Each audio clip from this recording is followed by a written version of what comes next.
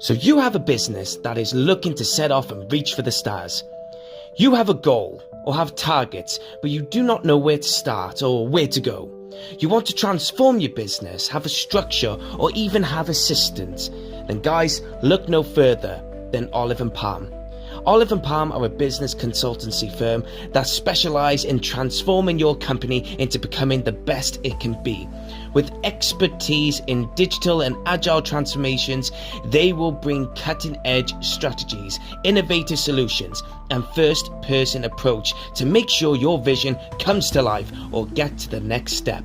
Olive and Palm have worked with names such as EasyJet, British Airways, Boots, American Express, Specsavers, Sports Direct, John Lewis, and so much more. So why pick Olive and Palm? Because not only do they have years of expertise and big names behind them, but they are passionate and they do care. They are determined to help you reach your goals. So if you want to get in contact with them, dial on their number at 07555 00041. Or you can even email them at molly@palm-olive.com. Again, their phone number is 07555 00041. And again, their email is molly@palm-olive.com.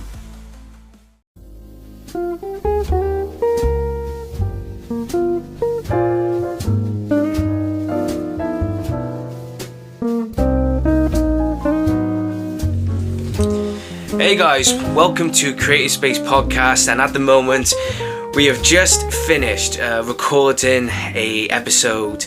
At this moment, even though it's pre-recorded, we just come off of finishing a recording of a new episode with Benji Webbe, and this is a really exciting moment. The lead singer of Skindred, frontman of Dub War.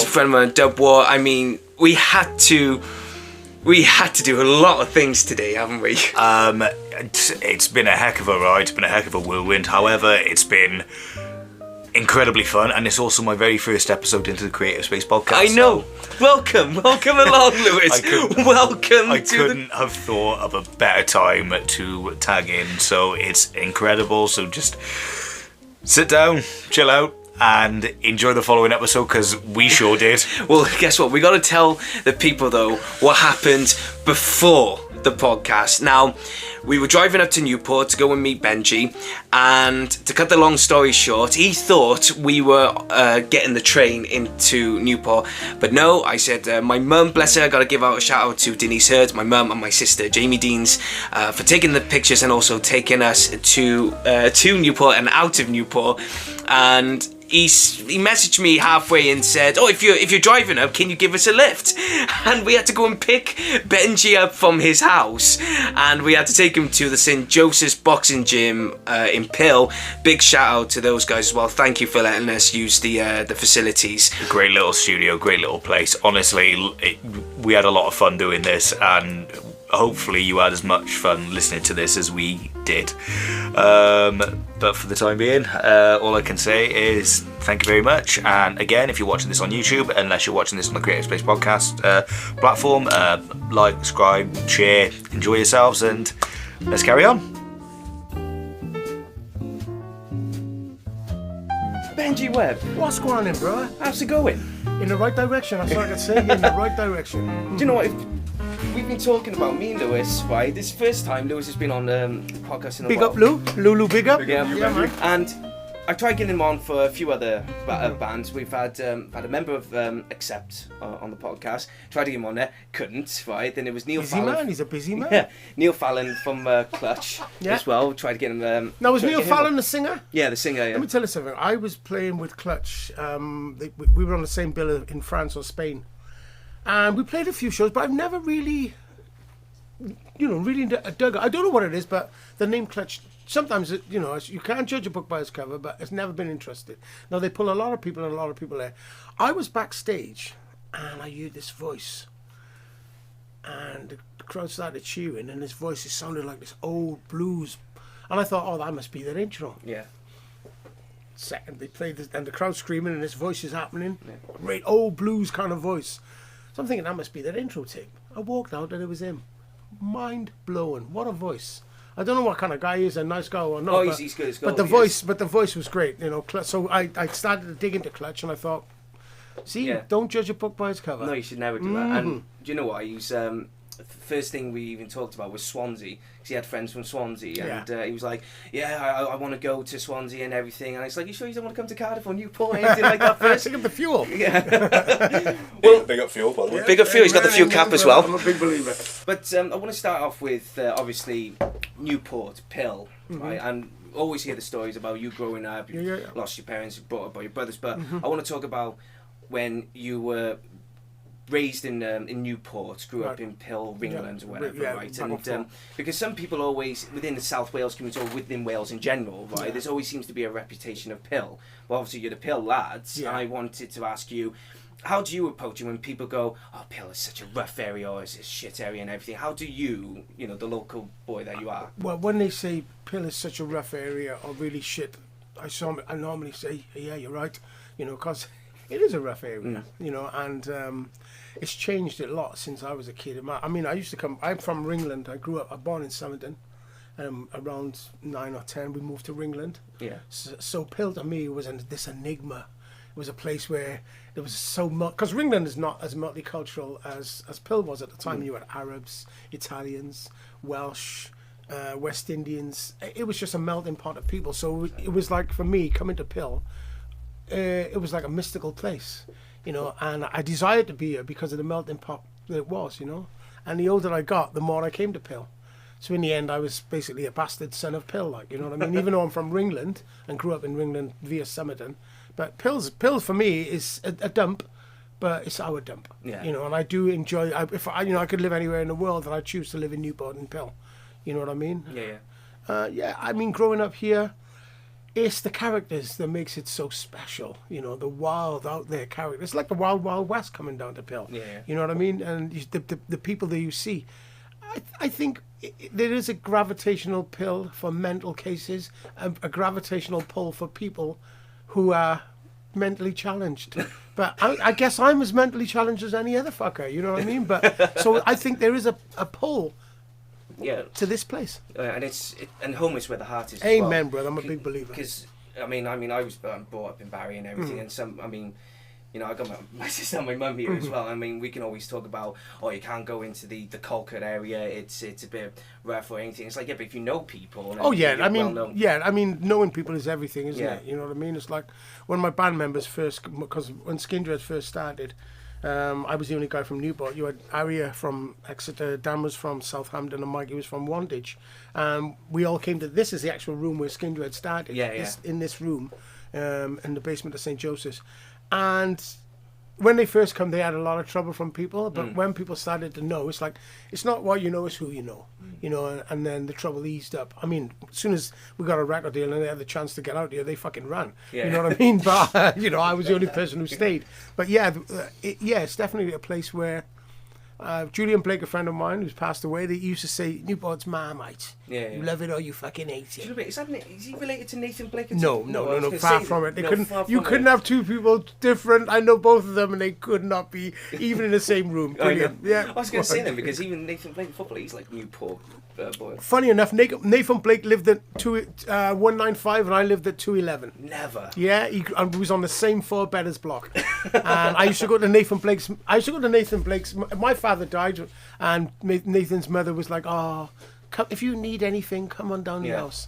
So I used to go down their house on Monday, Tuesday, Wednesday, Thursday after school, and sit there watching the Jack and Ori and all these other TV shows. And I'd be sat and Mrs. and Yvonne would say, "Do you want some dinner, Benj?" I was only going there for dinner, really. But I go, "Yes, please." And Nathan Blake, he must have been 7 years of age, and I never forget. I must have been going there for about a year, and it got to the stage where I sat on the floor like that, knowing that I knew what time to get to here. I was 3:45 after school, go straight to the Blake's house, and you're gonna get a meal, and they were beautiful. And I remember just sitting there, and Nathan's mother said, "Benji, do you want some food?" And I said, "Yes, please." And Nathan looked at me, little 7-year-old kid, and he went, "You fucking scab." I'm like, "I got no mum or dad, you don't even care." He was like, "Fuck you." And that stayed with me because it was the way he did it, because he wouldn't say it, but he said the words, "You fucking scab. and I went, I knew he was right, because I was fucking scabbing up down there. That's the whole reason for going to their house, like, you know, because I know the mother would say, do you want some food? So there you go, that's the Nathan Blake story. Never. And Nathan Blake, 7 years of age, called Benji Webbe a fucking scab.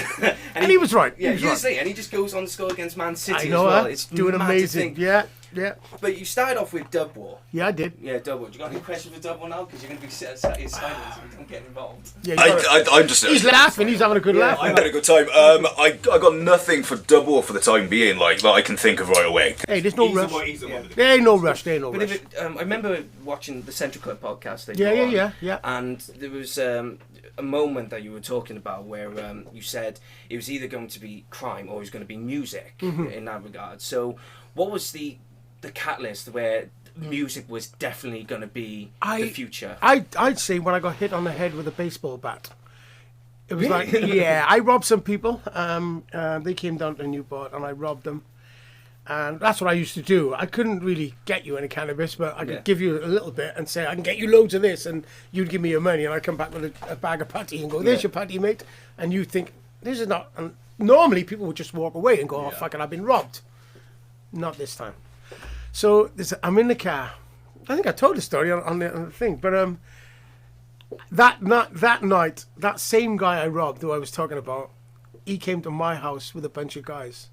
And they fucked me up with a baseball bat, right? And they split my head open, they beat the shit into me. But I had a Rottweiler, right? Now this Rottweiler was huge, monster dog, huge, big neck, big head.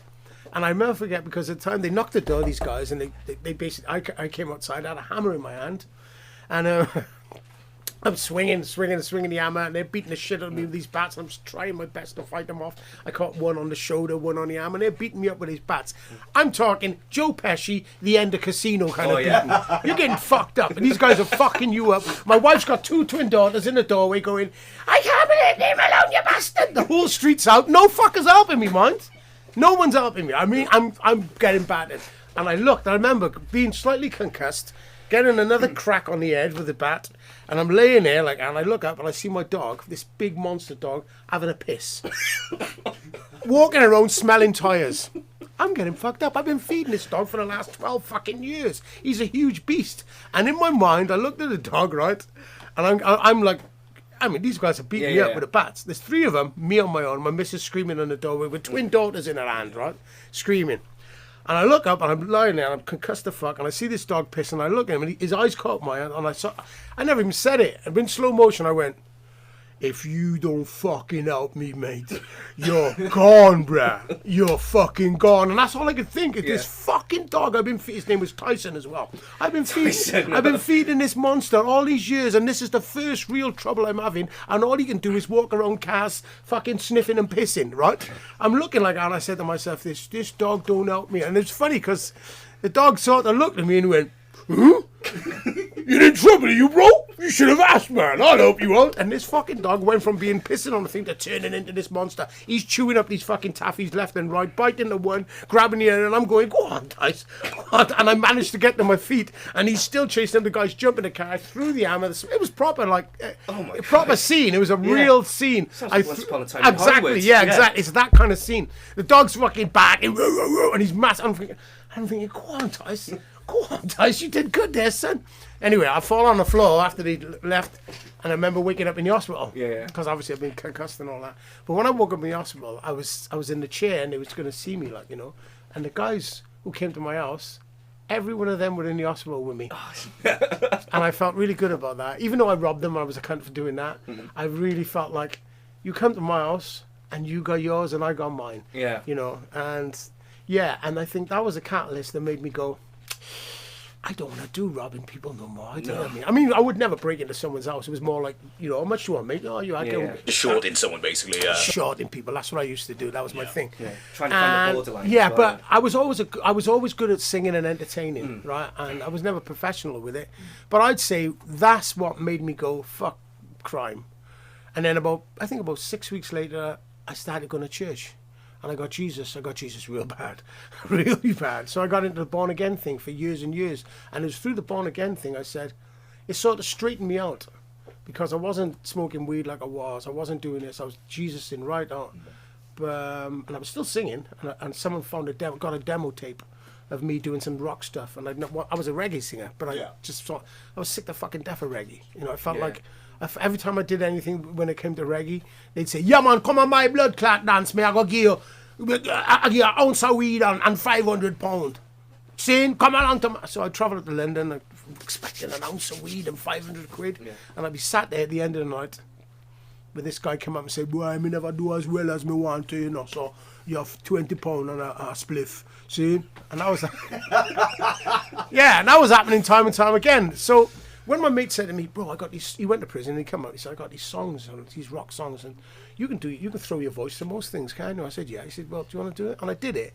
Did the songs. We wrote about 4 or 5, you know, just what they call it, and like an EP. We got a rock band called Bankhall together. And I've lost my train of thought, but it's going really well. Oh, you know, this is the whole point of the podcast anyway. Yeah. But I was going to say something. So anyway, the reggae thing, that's right. I want to get it right, though, because I do this all the time.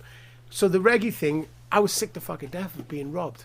So when my mate came out of prison and said, I wrote a bunch of songs, come and jam with me, and we'll get these songs together. We found these guys who played music, ended up doing these demos. We called ourselves Bankhall. There's a video online you can catch from years ago, what, 90, 92, 93. It could be 80, 87, 89, like it's that way back. Did a video, just a punk video, fun. But the demo I did with them, some guys from a band called The Colours heard the demo, and they were a much, for want of a better word, cooler band in Newport. And they'd lost their singer recently. And I was like, okay. So someone come to my house and they heard the demo that I did with this rock band, Bankhall, and they poached me. And it was in this room when I came for the audition, this exact room, many moons ago. And I wanted to sing rock music. That's all I was into, and that's the reason why, because I was like, fuck you, reggae. You've pissed me off, you've messed me around, like I said, you tell me you're going to give me 500 quid, I end up with a tenner. You know, and that was happening time and time again. So when I came here, I came in this room thinking, I'm going to be in a rock band. Yeah. They're cool, like, they're a rock band and they're cool. Like. So I came in here, there was Jeff, Rose, Ginger Ford and Richie Clever, and I came in, and they said, yeah, man. So we started singing, and we're just jamming, you know, they're just doing these chords, and I'm doing my best Lenny Kravitz rock voice, doing all the rock shit. So we had a jam, and they were like, yeah, wicked, do you want to jam tomorrow? And I was like, yeah, it was cool. I come back tomorrow, we'll have another jam. No name, just coming down the stairs, same way we came into this room. Drums were set up by there, guitars, So we had another jam, and we jammed for about 3 days. And we're jamming, and Ginge said, the drummer said, we stopped the jam, and Ginge said, Benj, we're going to play like a metal kind of punk riff. Could you do some reggae on it? I'm like, fuck that, man, I ain't doing no reggae, bro. I said, I'm not doing Ginge, I'm a rock singer now, I've changed my ways, I'm a fully fledged heavy metal singer. That's what I want to do, like. He said, bro, please, we're going to play a punk thing. Just do a reggae vibe over it first. Oh, fuck. I don't want to do that. That's not what I'm about. Like, he said, we'll do it once. If it's shit, say no more. We'll go back and do what we done before. Cool. Bro, Ginge counted it in. He started this thing, whatever the fuck it was, this beat, this fruit. They started jamming these chords. I started doing a reggae thing. And I just went, oh, man. It just worked so well. The punk rock and heavy metal thing and the reggae thing just gelled like that. And I looked at Ginge, he looked at me and I went, that was fucking good, wasn't it? He said, that was good, bro. That was good. And that was the start of Dub War. And we had no name before that. So that's where Dub War came from. I was going to say, because what was the inspiration for the actual name Dub War? Well, we wanted something which, it's like Skindred. I like to take things from different worlds. Now, dub is all about chilled, mellow, and war is all about war.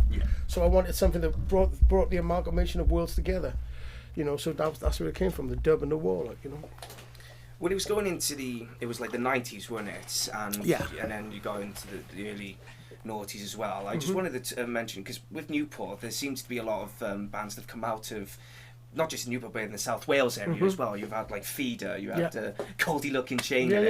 Did you ever have any interactions with like Feeder or Goldie Looking Chain? I mean, you know, it's funny because John, the original drummer, John Lee, a good friend of mine, he passed away But he introduced me to Feeder because he was a massive, and Feeder were massive, I think it was Skindred fans. They liked Skindred, they liked Dub War.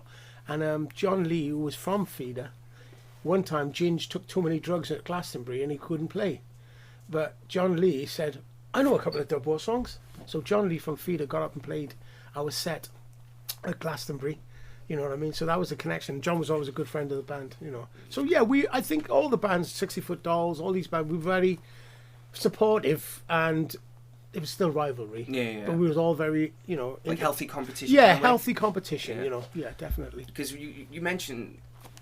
When we mention like Welsh bands and everything, we think of The Alarm, which Mike Peters, yeah, man. Mike Peters. You get what is so funny. He's got Bullet, which one of my personal favourites. Bullet, yeah. Well, Bullet started in year 2. This is a room where Bullet for my Valentine. Oh, there you go. You're on it. Yeah, no, yeah. In Matt. Well, and Matt Tuck sat on that chair. There you go, like, yeah. Well, to be fair, I did see him a couple of weeks ago when they were touring with Trivium. I went both nights in a row. Did you enjoy him? Oh, absolutely incredible. So first time seeing Bullet, I've always been a massive Trivium fan anyway. I love that. I love metalcore, all that sort of stuff. Yeah. Hence the Killswitch Engage shirt. But seeing them, it was just, I was floored and it was phenomenal. And I've never, for an entire 2 hours, been in a pit. For an entire 2 hours. That's I thought I was better a few years ago when I was a bit fitter. I can't do it anymore because immediately the next. Did you go in the pit? Was you mashed? Oh, he was in the pit. I got videos and photos of it. I mean, I went there. You wouldn't do it again, would you? Oh, absolutely. Every concert I go to, so I'm practically a born and bred metalhead. So everything, like, There you go. I live and breathe music. Yeah, the pit is definitely a place where it's not for everyone. No, it's. I've only been to one concert in my life. Really? I've only been to. And who was that? Maiden. Pretty cool. I was never a massive. Well, a lot of the bands I introduced myself to later on in life, I just see the album. I'm a snob because I'm like, I don't like the picture of that. There's a guy with his devil horns and all that. Yeah. I'm not into that. You know, and it's like this weird, like Eddie guy. I'm not into it. So anyway, my drummer said to me, we were touring, and we were in a Lowlands festival in Amsterdam or Netherlands. And my drummer said, I wanted to see the Specials, and I was on my own. I said to my drummer, please come and see the Specials with me. And he was like, okay. So we both went to see the Specials together. Now, the beautiful thing about touring festivals, you're going to be in a different place every day, like, you know.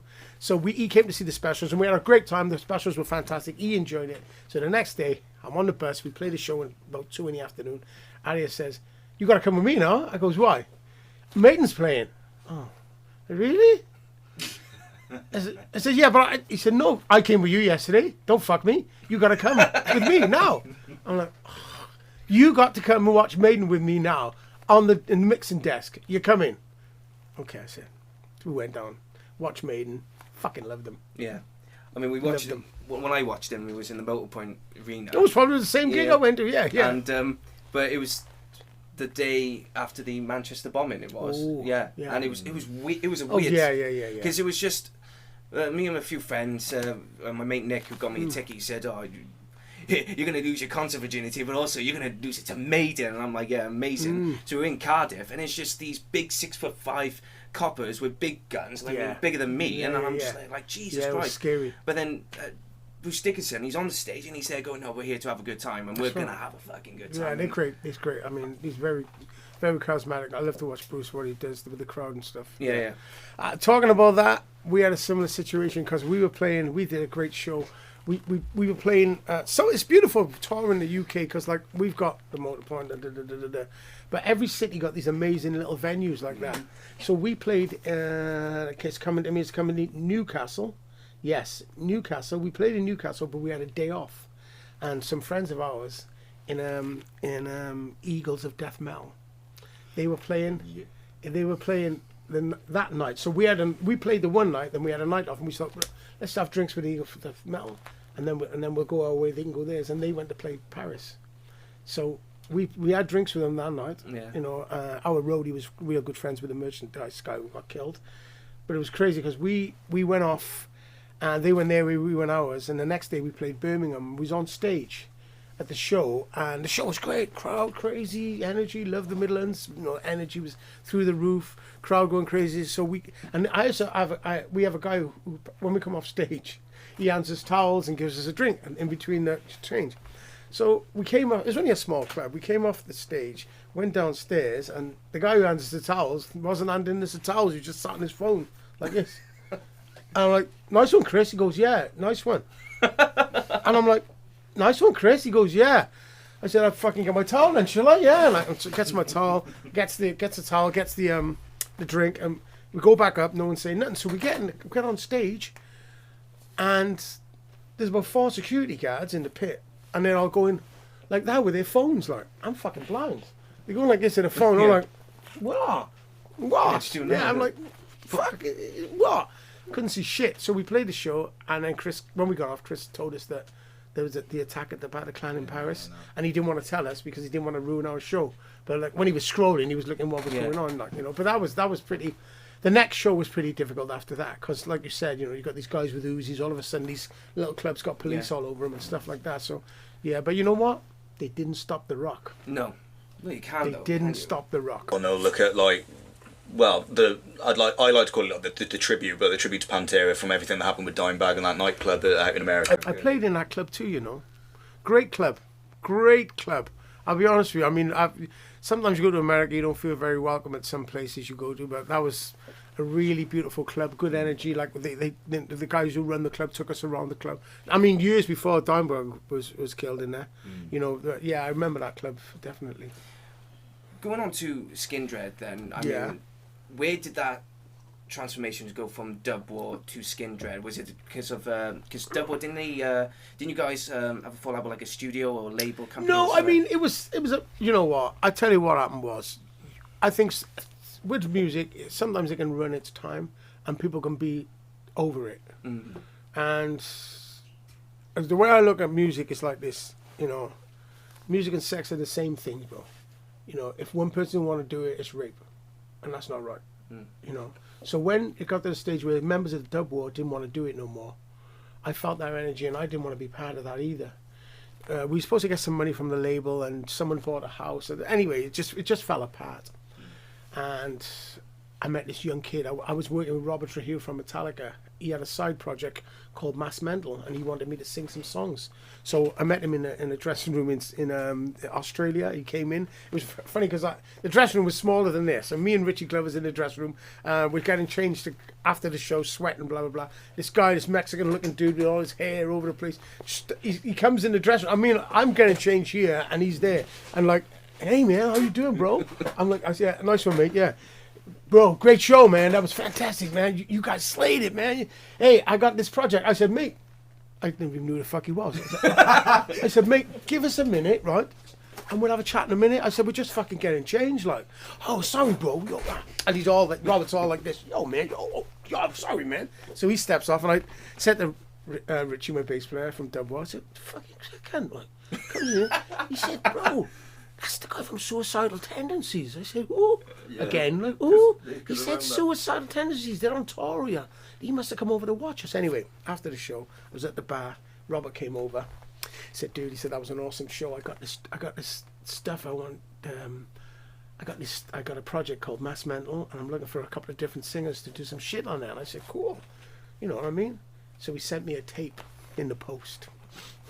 Old-fashioned way. Real old school. So Robert sent me this tape, and I liked 2 or 3 of the songs, but there was about 8 on there, and I'm greedy, so I just wrote something to all of it. You know, and I'm a little Fostex at home recording system, so you put the tape in, press play with your little mic, and you sing to it, and this is old school as shit. So I recorded 4. He sent me 8 songs. Just said check them out, and I wrote lyrics and melodies to all of them, and I sent it back. Robert called me up a couple of weeks later when I posted it back. Dude, this shit is incredible. Have you got some time to come over to Los Angeles and record in the studio with me and the guys from Mass Mental? I said, let me find out. Yes! I thought it was going to be huge. Anyway, so I go, yeah, I got a couple of times. Yeah, I could pop over. Yeah, come over to LA. He said, well, dude, I'm going to send you a ticket Wednesday. When can you make it? Now, I was signing on. So I had to go to the dole office and go, excuse me, Mrs. Dole Office woman, if I left the country, would you stop my money? Definitely. So even if I went for a job prospect in America, would you stop my money? Yes, we would. And I'd have to reply again, yes, we would. Okay, all right. So I said, fuck that, I'm not. So I went home, I went, fuck, I'm not signing off then, because I've got kids and wife. So I can't sign off. So I said, right, I'm going to have to do it like this. I called Robert, I said, look, Rob, I'm signing on the Wednesday, but I need to sign on next Wednesday, so can we... So what I did was I signed on, went to Heathrow, got a flight, stayed in there recording some music, and then flew back to sign on again.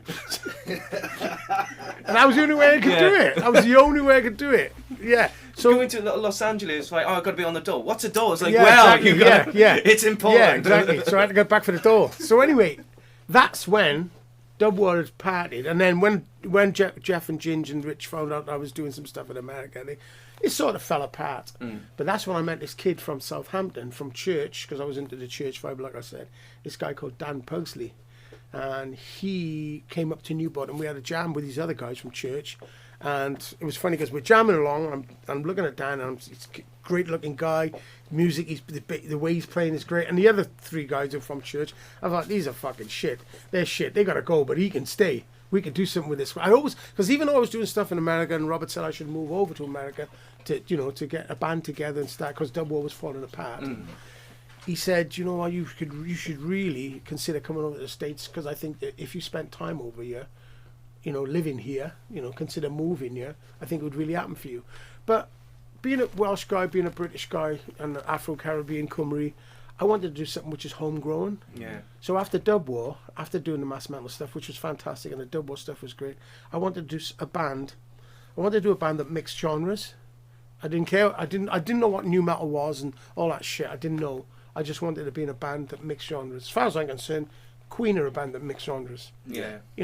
So all this stuff is just mixed genres. You listen to Another One Bites the Dust, it's fucking disco. You listen, it's all very this. eclectic. It's very eclectic in their musical taste. It's like Of course, they have an album called Night of the Opera, which again is just an amalgamation of different genres. Exactly. So for me, I always wanted to make music. It's like the Specials. I love music that draws on different elements. I think it's much more exciting, and it's more for me.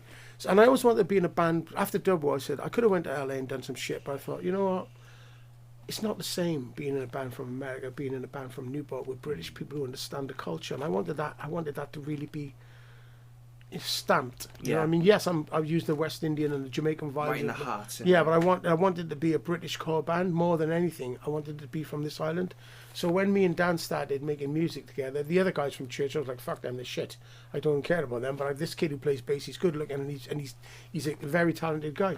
So me and him started to get different people. I mean, it took us, honestly, from Skindred going on stage at Download, I mean, like Ozfest, which was like 2 years. Yeah. It took us like 3 years to find musicians to play, Yeah. Excuse me. And then we played with these people, and they were okay. But they wasn't great. So the one day we decided to get we found a drummer, we found a guitarist, and we're making this band. It wasn't called Skindred at the time. We're trying to get the thing off the ground. A Newport band. Just a band from Newport. A band from Newport, and we're rehearsing in the old cinema upstairs in the old cinema. I don't even know if it was legal, but we were in there rehearsing. Out of the blue, as we're rehearsing, no name. These guys, guy on the drums, guy on the guitar. Can't even remember their names. Me and Dan's writing this stuff. The door knocks. What the fuck's out the door? And it's Ginge. I said, all right, Ginge. Remember, Ginge left Dub War and he didn't want to do it no more. Neither did I. Blah, blah. He goes, oh, what's happening, man? I just thought I heard you making some noise. I thought I'd pop in. So we sat down and sat on a chair like that. And we said, let's have a jam. He said, Ginge said, yeah. So we go play a couple of songs with Ginge just watching us. So Ginge says to the drummer, let me have a go. Takes the sticks off him, bro. Do you know when excellence is in the room? Yeah. You know it? Now this guy, God bless him, he's playing really well, and Dan's playing the riff, and he's playing along with him. But when Ginge came in the room, it's fucking night and day, man. So Ginge played on the thing. I was like, oh my God, why did you do that? Now I realise how shit this fucking band is. You know what I mean? It was okay until you came in. Yeah. It was okay. Putting the foreheads on the mic right now. I was like, oh, fuck you know. I know, we're shit. We're shit. Without... You might as well just walk out there telling you. Yeah, exactly. Honestly, but it was so sad because, like, I had this excellent drummer in Ginge and Dub War, and he is an incredible drummer.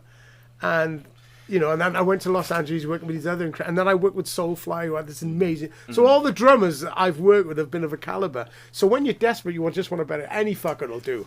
Any fucking, what do you call it? Any ship in a port, any port in a storm. And that's what it was like. But this guy, he played his hardest. But when you see excellence next to shit, it shines, bro. So anyway, I was like, oh fuck. So Chin said, oh well, anyway, you take care. After showing me how shit my band is, like, you know. But fortunately, I seen him about 2 days later, and I said, yeah, what's going on? He said, you know what, if you're up for it, you know, me and Jeff will play some tracks for you, play on some stuff for you if you want, like. So yeah, because we had like 6 or 7, you know, riffs that we wanted to record. So yeah, so we came here, in this room, Dan was there, I was there, and started jamming. And, yeah, it was that magical. And within 6 weeks, we had labels sniffing around us. Yeah. And it all started again. And then, wow, we ended up going over to America and recording an album. Base 7, Howard Benson, who's this fucking top producer, recorded the first Skindred album, you know, with Jeff and Ginge. Yeah. But then, we got back, we went to America, toured. We went to America, recorded the album, Babylon, got back from there, and went on tour with El Nino and POD, which was fantastic. Got back, and the record was released, and it went, did shit. And Ginge, and because Ginge was really expecting it to be better than Dub War, but received better. So he was like, nah, don't want to do it no more. Again? You're going to fuck me again, are you, Ginge?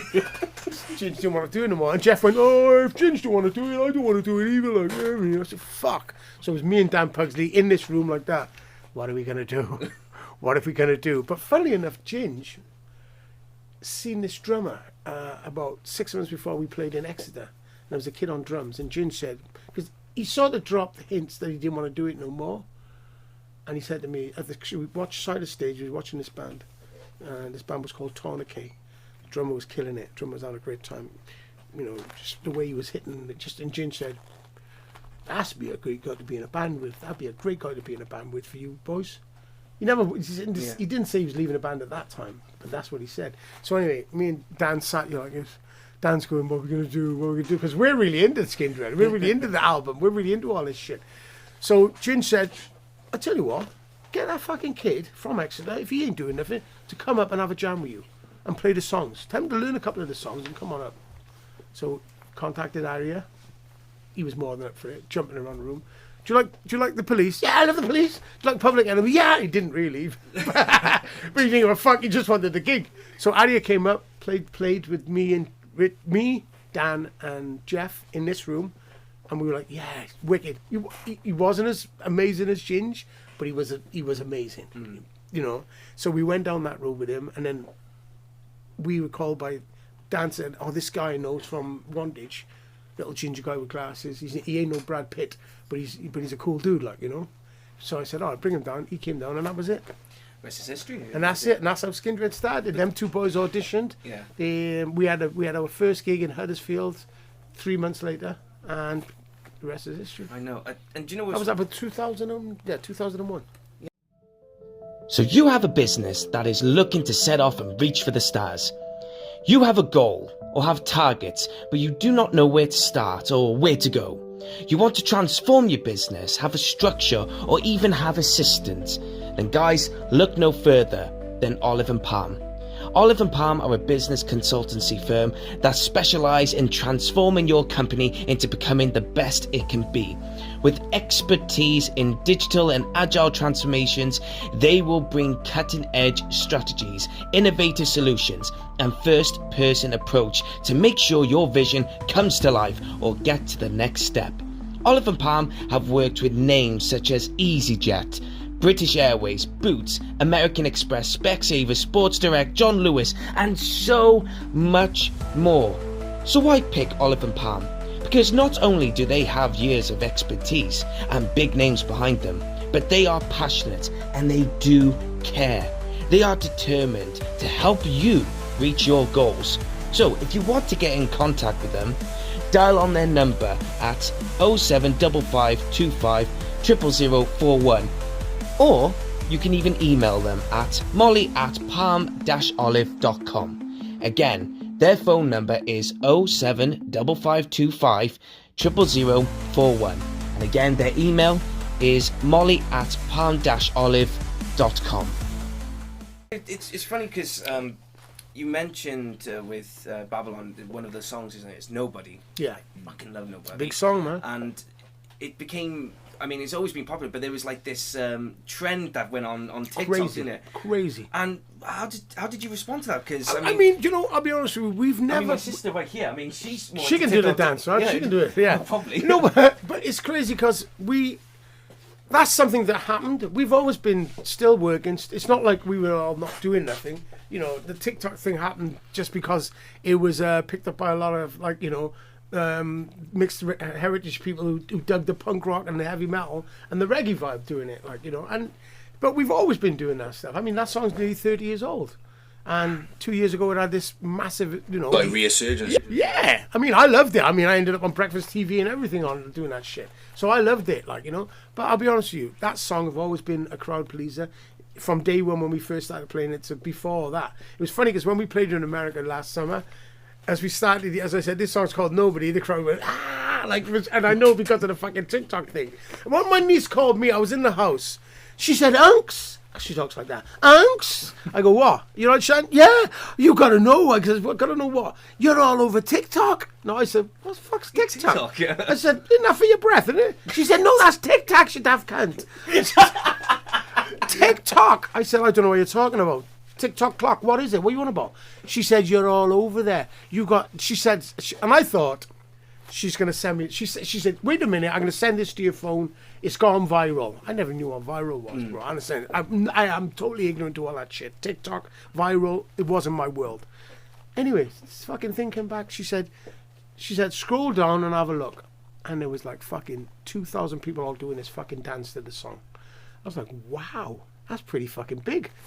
Get the champagne out. Go down the court. Yeah, go down the court and get some, well, yeah. So yeah, it was crazy. It was crazy, but like I said, I loved it because a lot of new people got to know the band, and it was right before we released the new album. The guy who started the trend, the dance trend, Shun, whatever his name, Shan is coming. He'll come there in the end.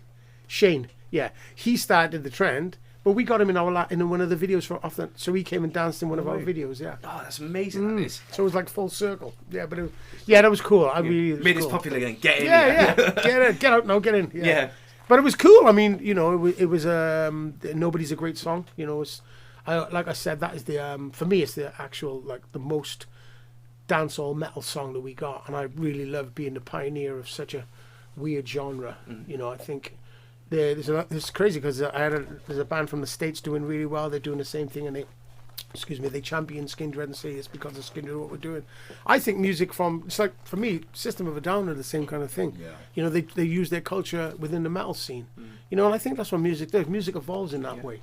You know. Are you would you call yourself like a storyteller as well? Because you tell a story within your songs. Yeah, I do. I do consider myself a storyteller. You know, I'm not great at it, but you know, I write in lyrics. I always look at it like this. You know, if someone found Skindred CD on a bus, this the packaged CD thing, and there was no CD in there, and they picked it up and they just started to read the words, I'd want them to be encouraged by the words without the music. Yeah, I want to make music that sets people free, challenges those who are the down presser. You know, I want to make music that really uplift people, gives people some sense of encouragement and uplifting. And even though I'm doing all this, it's in there. Yeah. You know, the core of the music that I made is about encouraging, about living together. It's about multiculturalism. It's about, you know, abuse. Is about, you know, fighting the demons in yourself. So yeah, I definitely, it's a story that we're telling. And I know for a fact, being a kid from a council estate who lives that life and still does live that life, you know, that I want to make music which helps. Yeah. You know, and very modest as well. I mean, I bet you've had a lot of people like powers that be are like, oh, what are you doing? Yeah, of course. You're like, oh, fuck off. Well, of course, I'm going to say fuck off anyway. That's something I'm going to say.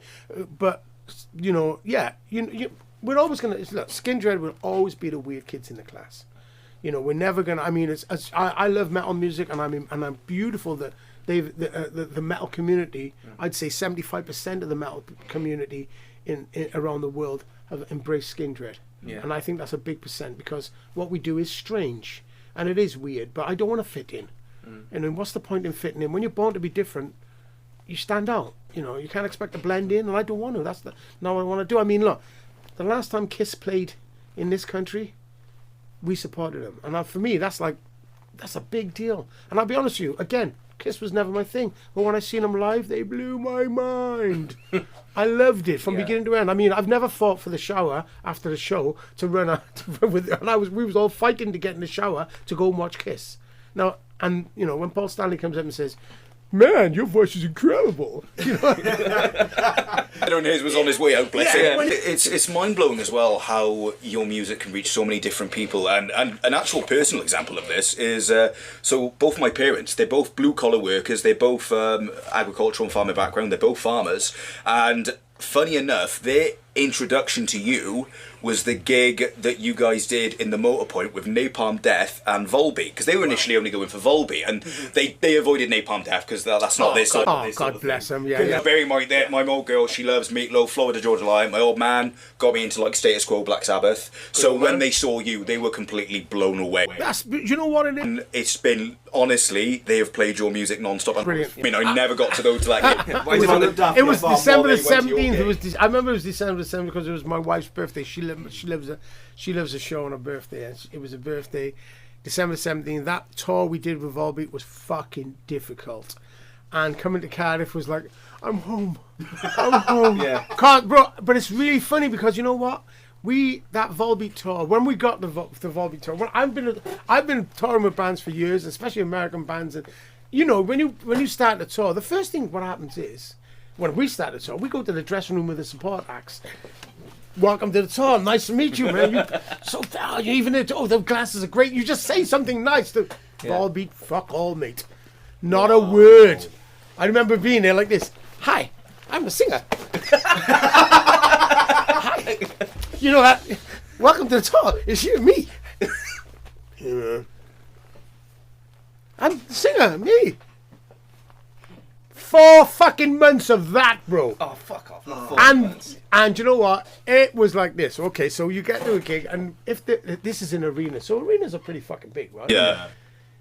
If there was a dressing room out by the toilet, round the corner, down the street, that was our dressing room.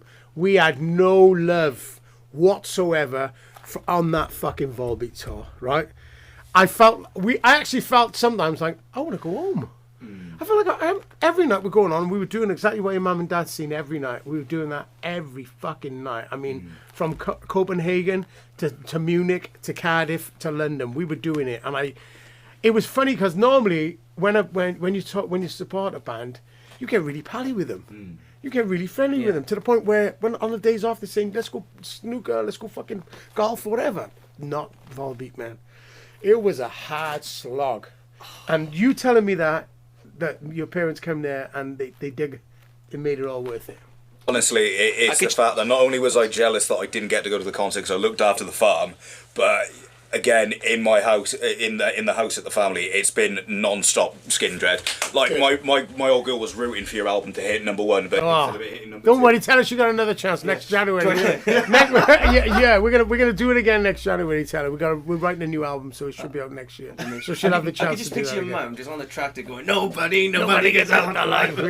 She's actually there going, Oh yeah. See, there's a lot of choices. Then my old man, he's going Rat Race. There you go. Well, it's funny because you know what? As far as I'm concerned, as long as they're singing Skindred, I'm happy. Yeah. Where did Rat Race come from then? Well, the lyrics of it. I like we're talking about stories. The chase for material gain. Yeah. And getting caught up in it and living your life for other people more than yourself. You know, a lot of my friends they wear stupid things with names on like Versace and names you can't even pronounce, and they can't pronounce either. You know, and they wear that stuff and they chase after that stuff. And if it ain't that stuff, they look down on other people. So that's what Rat Race is about, being caught up in that material kind of world, like, you know what I mean? And you're better off taking care of your soul than you know, trying to be cool, Yeah. you know, and that's what that was about. I'm not anti name clothing and all that, No. but I think I was a kid who used to wear Primark plimsolls to school, Yeah. you know, and people who had Adidas on just look down on me, and that kind of shit. Oh, wait, 1 minute, let me take my trainers and that kind of shit. Oh, they're Nike, I mean, sorry. look, the way I look at it, if you can afford that and you can live like that, that's cool. But I don't think you should be fucking looking down on people because they got an Umbra. no. If you got an Adidas and it's top of the range Adidas and someone got an Umbra t-shirt on, so be it. You know? And that's what it is. It's just that, you know, that your head's up your ass. You're thinking you're better than people. So, with all the music that you've ever done, I know it's a cliche thing to ask, oh, what's your favourite song and all that sort of stuff.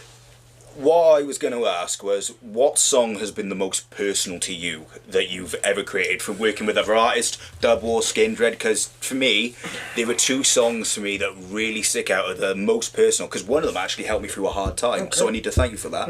And the one what song, song is so the Skindred one is Days Like These, Okay. but the song that actually got me really introduced to you and everything that you've done was a song called Dead Roses that you did with Phil Campbell. So Campbell, yeah, I wrote that song about the love that he must have had. I didn't speak to Phil about it, but Dead Roses, well, after I was really honoured that he asked me to sing on that album. So I wrote that song about Lemmy. You know, that was the concept. Because I can imagine losing one of my members in my band. It must be a fucking terrible thing, exactly, yeah. And yeah, Dead Roses was about the relationship that him and Lemmy had. But for me, one of the songs that really stands out for Skindred is a song called Saying It Now. Now, originally, it was like a bit of a rocky, kind of noisy thing. But when we strip it back, it becomes a whole other animal. Now, being in a band, you travel a lot, and especially when it's in the middle of summer and all that. A really, really close friend of mine, this is where the lyrics came from. A really good friend of mine, one afternoon, I always used to go around his house for a cup of tea, no matter what. And I remember me and Sean was like close as kids. We grew up together. He had no parents and I had no parents, so I think that's what made us gel.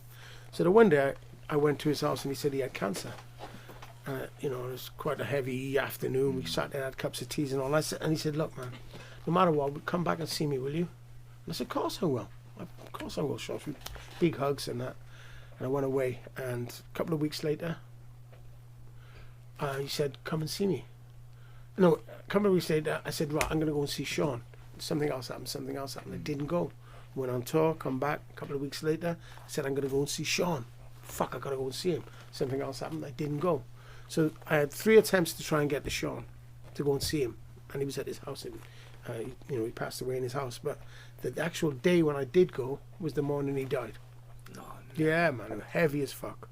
And I went, right, I'm going to go around Sean. I got on my bike, pedalled up to his house, knocked the door. His wife, Anne, answered the door. She said, "Sean passed this morning." And it's just that. And then I went home and I wrote a song called Saying It Now. Because it just really affected me, and it made me realise that we can't take friends for granted. We can't take loved ones for granted. And if that song does anything, it'll make people say, "I love you," sooner rather than later. You know, so check it out. It's a really good song. I played it at Bloodstock, and a lot of people dug it. I mean, fair play to him. I mean, this one, he's been my best friend for years and There years. you go. And he's always been there. I've always been there for him. It's like you went through a tough time and you went pedaling down to Cardiff Bay, and I was like, "Well, I'm coming to see you." And he was like, no, don't be daft. I mean, you forced me not to go. No, yeah. Sometimes you got to go, and It's hard to admit, he's helped pull me out of a rut. Yeah. There you go. And I'll tell you a quick story. It's like when we were studying well, I already done my degree and everything, but you never. Yeah, well, no, he was studying with my missus, and they became friends, and my missus always says to me, "You stole my best friend," and I'm like, "Yeah, too fucking right I did." And but it was a time when what was it? Had he done some of the courses, not courses, like some of the modules. Which I don't blame you, because when you showed me, I was like, "What the fuck's this?" I was going through a really difficult time within uni, how it was. It wasn't what I wanted to be, and I wasn't getting any help or guidance, and I was struggling to the point where I was like, right, I'm just going to have to work full-time instead, rather than pursuing what I wanted to do. Yeah. And basically, long and short of it, he just reached out a hand, and you need hope, and it's nice to have that one person reach out that hand and help you, and he sort of pulled me out of a rut that I was in. Yeah, because I was pissed off at that time, because I applied for like a theatre job or something, right?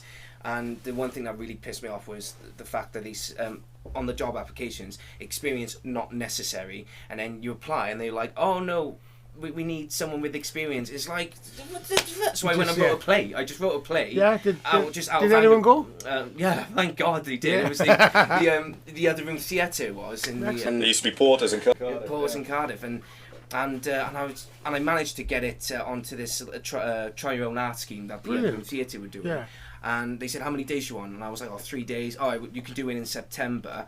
And I was like, oh, it's a 2-man play. I need someone. And then Emily, my missus, just said, well, Lewis is going through a rough time and everything. So I got in contact and I was like, do you want to do it?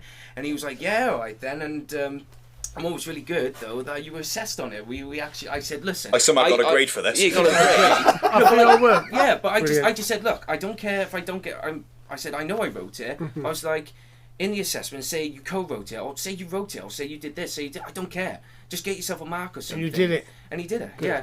And that's my friend. I've been forever in his debt since. Yeah. There you go. Exactly. The lecture, I told fuck off after the end because she was the head of drama. He was good as gold, right? He outsell big time. But the one who was sort of assessing you, she was a right cow. She was just like, oh, you can't do this, can't do that, and I was like, well, we're fucking doing it. Sort of. And I got to. Going on to some of the stories we want to tell about like touring or concerts and everything, I've asked Neil Fallon this question as well. Who's Neil Fallon? Neil Fallon. Who's it? Class, you are? Okay, yeah. I was like, no, you questioned me then. I was like, wait a minute, who's Neil Fallon? Lewis, give my... No, who is it? Google him. Go I've on. asked him this, I've asked a few people this. When it comes to touring and everything, has there ever been a scary moment that happened to you, whether it be... Bus caught on fire. Best conference. Fuck. Oh, sorry. Yeah, we were heading. There's a festival in Germany called Full Force, great metal festival. We were travelling to that festival and was upstairs and I could smell smoke. I said the plastic burning badly. Like. Yeah. And the guy came up and lifted up the. It was funny because you know when they say you got to get all your shit off. Don't take your stuff off. Everybody was taking their stuff off. Everyone was collecting their CDs and grabbing their bags and all this stuff to get out. What you want? There you go. Everyone was keep it in. Everyone was doing So this bus is. Fortunately, we jumped on and I had all my bags. I wasn't leaving my shit. It's funny when someone would say to you, right, leave without taking your bags. The first one I thought was like, fuck, nah, I'm taking my stuff. Yeah. So everyone grabbed their bags and got off the bus and the bus blew up. Oh yeah. My God. Yeah. I mean, it was just because when we talk about like touring, and then we had to get a van then to the gig, but we still played the gig anyway. Oh yeah. Yeah. It was similar to with Neil Fallon from Clutch people. He was talking about like how when they had to take 2 separate buses. They were on the first bus and they managed to get to the concert, but then the other bus that had all the equipment in and everything, it crashed. Wow. And he said like the driver and a few others like in the ditch and everything, someone had to go to hospital. And I think he said like within 10-15 minutes before the show started, they managed to get all the stuff that was going to crash, get in and set it all up. Wow. And he's like, I never seen that. Should have been on like Guinness Book of World Records or something. To get this up. Yeah. It's not easy, you know. No, I mean we were on tour in America and we had some stoners taking care of the roadies with stoners. Yeah. I mean, hey man, get this gear, man. Yeah, man. We've done the guitars, man. They're ready to go, bro. Yeah. Two stoners like that. Fucking. Anyway, so we got this. We're on the tour bus. Night the gig, played the show. St. Louis, Missouri, played the show. Gets in the bus, driving along, smoking weed at the back of the bus, playing cards, drinking booze. Everyone's fun. Music's up loud on a great time. We're driving along the motorway, but we got this drive. We got a driver's name, Mandrell. Talks like that.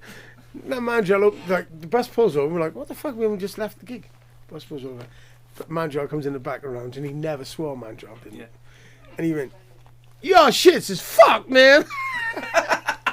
Y'all shits is fuck. It's all over the freeway, man. And we're like, what do you mean? Basically, the fucking trailer doors opened up. It was all over the motorway and trucks were fucking going meow, smashing the shit out of the guitars. The guitars were smashed up. The fucking pedals were smashed up. The amps were smashed up. It was fucked. You need to see therapy if you saw your guitar like that. Mate, if I... Well, that's exactly what happened. A collection of 10. Yeah, well, we were on tour. You remember this? My guitarist is the left-handed guitarist. You know, it's And left-handed guitars are not easy to come by, That's especially right. getting like signature ones. 'Cause somehow they're also more expensive. yeah, Because it's rare, yeah. So that's right. So they say, but yeah, we was pretty disappointed. I mean, nothing happened. My equipment was cool because I had a little sampler. It was in a real hard case, but that was saved. But the drums are fucked. So we got to the gig, and you know, good thing about rock and roll, when there's accidents happen, everybody's involved. Everybody chips in. Yeah. We managed to play the show because remember this: when you're on the road, you got a tour bus. You can't play that show. You ain't getting fed. So everybody on the tour that we were on, we supported a band called Seven Dust.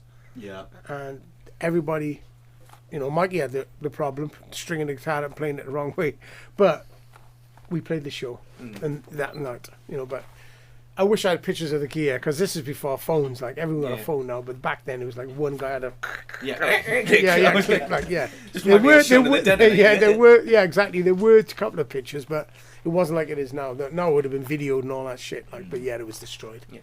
There was a story that involved with Korn, not just making the songs, but apparently you had to take over Johnny I Davis. never had to take over, but I substitute. I offered to step in. Okay, yeah, I offered to step in. Basically, me and Robert Trujillo from Metallica, the guy who plays bass, was really cool. Me and him were hanging out backstage talking, like I'm talking to you now, and Fieldy comes up and goes, "Jonathan's sick, man." And Robert says, "What's wrong with him?" He says, "Got some sort of blood issue. He's had to go to hospital. We don't want to pull the show, blah, blah, blah. We're looking for singers to step up and sing a couple of Korn songs for us." He said, "We're talking to Corey Taylor." And I'm just stood there now. He said, "We're talking to Corey Taylor. We're talking to a guy from a bunch of bands. Corey Taylor, Desi from Cold Chamber. Yeah. It was about next 10 years. Was a singer for next 10 years. What's the other band? Shoal. Well, I'll think of them later on. Anyway, there's like, he's looking for singers. And Robert said, "Dude, look no more, man. He's your man right here."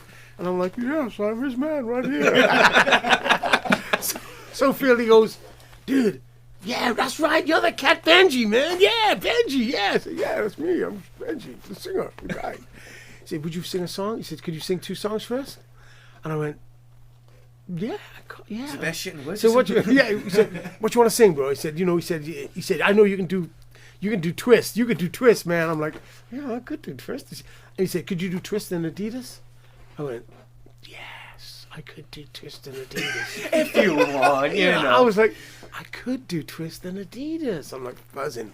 Anyway, he said, "Okay, what we're going to do," and they call it the paddock backstage. He said, "We're going to meet at the paddock. All the singers are going to meet at the paddock for 4 o'clock. We're going to go for the set, go for your song, and we're all going to get in the van and drive down to the stage."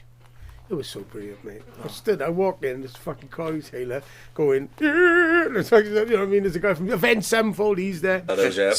So anyway, I went back to the bus because I never knew all the words to fucking Adidas at that point. I knew fucking all day, I knew that part, but I didn't know what it is. So anyway, went back to the bus, I learned Twist, banged it, learned Adidas, went back to the thing. So I got Monkey said, "Hey man, we're just going to do it acoustically, just to check the vibe." I said, "Okay." And the guy from Avenged is before me, and he's fucking it up terrible. I'm like, "Terrible, mate. Shit." I said, and in my full of college, I said to the guy from Avenged, "Move over, mate. Let me show you how it's done." He looked at me as if to say, "Fucking prick." Because he was like, yeah, I was like, "Move out the way, mate. Let me show you how you do this." Anyway, I did it, slayed it. Fucking brilliant, mate. Yeah, but it was so cool because that's, like I said about the battle community. When there was a problem, people rallied round and they were helping. And I thought that was the beautiful thing about it. Same then, and I've seen that in rock music time and time and time again. There's no egos when it comes to pain. Everyone's in hand helping, and the way it should be. It's really interesting. But you don't find that in every music, mind. Oh no, but you find that interesting in so much with, because we talked about it a lot. It's always with heavy metal or any form of rock and roll, and that it's always the perceptive of, we don't like that kind of music. You know, anyone who's not within it. Well, the amount of times I've been viewed as a Satanist. Satanist. I'm dressed down from what I'm usually. Obviously, I mean, I'm not wearing comparing coat us to, thing, but people wouldn't think. I mean, I listen to like Skindred or Metallica and yeah, you don't judge like I said, you don't judge people by the way they look. And then look. it's like people go, "Oh no, they're this, they're that, you're the other," and then it's like. And then, as you say, it's like, well, when people are down and everything, you've got people, right, who are into that sort of music. It's like they're willing to lend you a hand. Well, I've seen it. I mean, nobody in the play, everyone, time and time again, When there's a catastrophe, people rush to the aid. When it comes, I don't know about other musics. I'm not in any. Well, I am in different genres, but I would say I'm 60% heavy metal is my core fan base in my life. You know what I mean? Even though I draw on a lot of influences, I'd say 60% of Skindred does is rock music, heavy metal. And I've never seen in a situation when someone is broke, someone is hurt, someone is out of the way, where no one cares. Everyone mucks in and gets that fucking job done. And that's rock and roll. Because even seeing within the last couple of years now, through like not only the viral of TikTok, but with your most recent album now as well, like how even the commercial side of things, and I hate it like when commercial things usually in Brit. I'm glad that you and Skindred are all starting to be embraced now, and you're actually getting your flowers. Yeah, I mean it's you know, I'll be honest with you. You know, I always wanted to I mean the opening song of Smile is heavy, and I'm just so glad. And then you go from that. You go from Our Religion to something like LOVE Love. And it's like, I don't think, you know, I mean, when I buy AC/DC, I don't want them to do a dubstep remix. No. You know, but, you know, the beautiful thing about Skindred is that we can do what the fuck we want. Yeah. I want to be concerned as a rock band, first and foremost. Before anything, I want to be known the rock band Skindred. Not the reggae rock band. I just want to, no matter what we draw on. You are Skindred. I want that to be known as a whole. As a whole, Skindred is a rock band. Yeah. When you butter it down, it's like if Queen are a rock band, then Skindred are a rock band. Exactly. You know, because you draw on different elements to make what you do. Yeah, exactly. To make what you do. It's a new thing I just said. Create something now. Yeah, there you go. Hey, what's that? You make what you do. We've got to mention the Newport helicopter. Yeah, that's good fun, huh? Yeah, Newport helicopter, but it was just doing the research, and apparently you didn't mention Wales in the shout. That's right. No, what it was, Man, when you're on stage, what it is, when you go on stage, right, bro, I'm working. People always think I'm not fucking having a dawdle. I'm working on thinking about what's next. How am I going to get that crowd and that crowd to hate each other and then love each other? So I got to work on them. They said you're wankers. I had a text off our side earlier. They said you're a bunch of cunts and you crap. I never said it. They said it, right? And that's kind of shit I do. And they're like, boo, them motherfuckers, we get a. So that's what I do. So anyway, I can't remember where I was again, but anyway. And that's what you do as a frontman and the thing. So when the Newport helicopter came around, you know, I mean, I can't remember. I was saying something else. You mentioned Newport helicopter. I was mentioning the frontman thing. I'll get it in a minute. It's what it is. It's like I want people to feel the unity. Yeah. And we used to do the Wall of Death, and I never liked it. I go, on 4, this side over there. Are you ready? Let me see this pattern of the Reds. And the fucking people's pattern. I'm doing all this shit, right? And I go, on 4. And Mikey's going, get in. This fucking atmosphere's building, and that crowd's... Fucking balls. Yeah, it's ball and then over that side. And I go, 1, 2, 3, 4. And he's fucking slow motion. You see these people with blood, fucking teeth missing. And I go, in the end, I was going, 1, 2, 3, 4. And covering my eyes. You see you doing this, like 1, 2, 3. Oh, fuck. Yeah, shit. Yeah. Okay. So when we were told that we couldn't do the Wall of Death, I was like, fucking good. Good, I'm glad. But I didn't know what to do. But I seen this thing years and years ago on the OMTV Raps, where there's this band, I can't remember the name, but the guy said, North Carolina, come on and raise up, take your shirt off and swing it around your head like a helicopter. And I thought, I wonder if I can ask them to take their shirts off. That's right, I got it back, it's back. So when I'm on stage doing my thing, sometimes you lose your trail of thought, just like I did, right? Yeah. So I'm on stage and I'm talking, but I'm thinking about the next thing I'm going to do. So I say, let me hear it from the Irish. Let me hear it from the Scottish. Let me hear it from the English. Anyway, the next song's called, right? Totally forgot, right? So I get back to the pub a couple of weeks later, and I go up to the bar, and says to my mate, get him in, you can. Come on, fucking, give me a Worthies, innit? You're talking about Worthies, I have to do with a drink nicely. I says, get him in. He said, I ain't getting you a fucking drink, mate. I said, what's that? He said, well, after what you did a download? I said, what? Mention the English, mention the Scottish, mention the Irish, and fucking totally black the Welsh. What was that all about, mate? I goes, bro, do you think I did it on purpose? I was working, I fucking totally forgot. Said, he said, people waited for you to say it after, which they thought you were going to make a big fucking deal of it at the end. I said, bro, sorry, like. He said, well, I'm not getting you a fucking drink anyway, so. Yeah, and the thing was my Pakistani mate as well. Like, you know what I mean? I was like, all right, okay, fuck you then, like. Anyway, and then he was telling everyone in the pub, oh, he's fucking anti-Welsh. So I thought, when I was going to name this thing, this helicopter thing I'm going to do, fuck you, Dave. I'm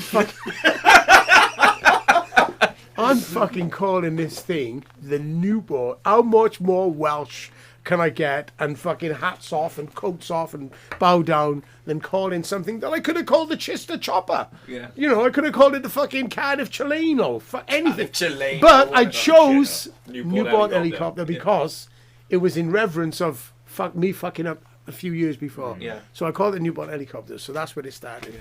And it's forgiving as well. Of course, it works. I mean, I've done it. I did Another Man of Buzzcocks. They showed a clip of it there. I did fucking Breakfast TV. They spoke about it on there. You know, yeah. So I'm, what do you call it? I'm reprieved.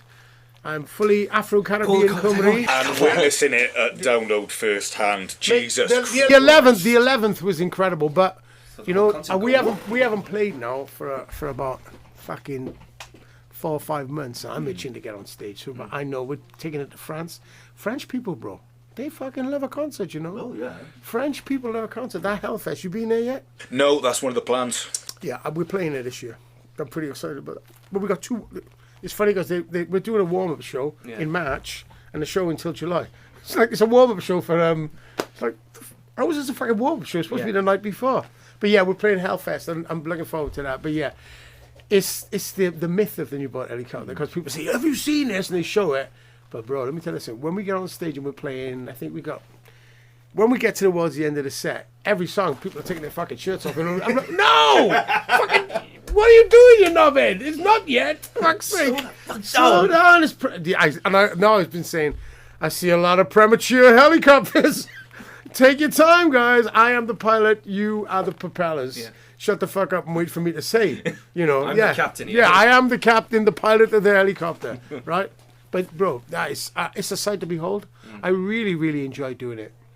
You know, sometimes when you do it out of Mongolia, where no one ever heard of you, it looks more like the Newport washing line. You know, you get like 5 kids with their shirts holding it up, like, you know. Probably checking yeah, and they're doing it all wrong. Yeah, it is but the Newport helicopter at the 10,000 festival is a sight to behold. Yeah. Well, Benji, one last question Go on, for you. Brad. I always ask this question to all the guests I've had on the show. How do you look back on your career so far? It's been good, but the best is yet to come. Love it. I love answers like that. I absolutely I really believe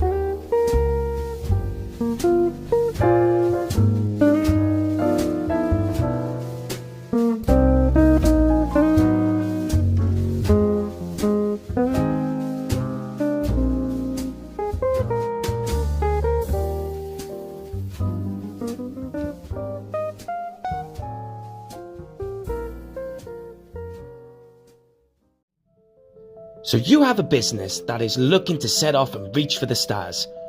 You have a goal or have targets, but you do not know where to start or where to go.